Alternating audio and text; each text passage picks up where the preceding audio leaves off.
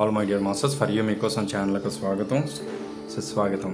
ముందుగా మన గురువు గారైన శ్రీ బ్రహ్మర్షి పితామహ పత్రిజీ గారికి మన గురుమాతకు నా ఆత్మ ప్రణామాలు మాస్టర్స్. ఓకే మాస్టర్స్, సార్ ముక్తి మార్గంలో ముక్తి గురించి మీ యొక్క మాటల్లో సార్. ముక్తి మార్గం అన్న దానిని గురించి సవివరంగా,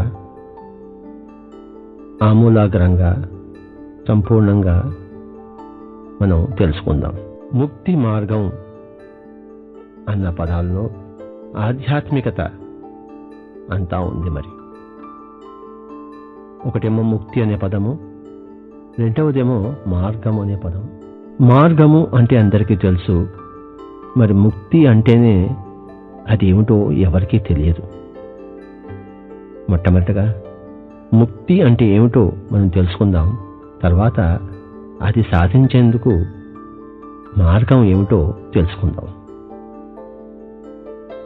ఆ మార్గంలో పయనిస్తే మనం ముక్తి పొందుతాం.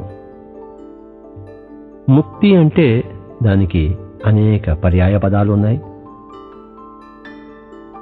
ముక్తి అన్న, మోక్షము అన్న, నిశ్రేయస్సు అన్న, అపవర్గం అన్న, సాల్వేషన్ అన్న, లిబరేషన్ అన్న, ఇవన్నీ కూడాను ఒకే ఒక వస్తువుకి సినోనిమ్స్, పర్యాయ పదాలు. ముక్తి అంటే విడుదల. దేని నుంచి విడుదల? దుఃఖం నుంచి విడుదల. మనిషి ఆనందంగా జీవించాలి.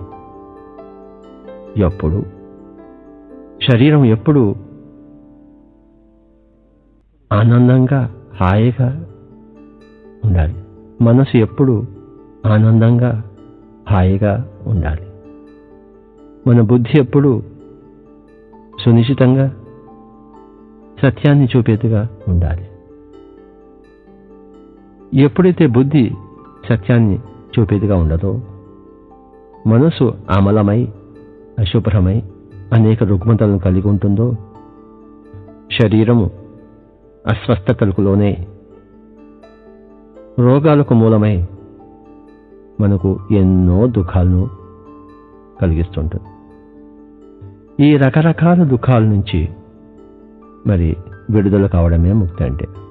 Okay sir, thank you sir.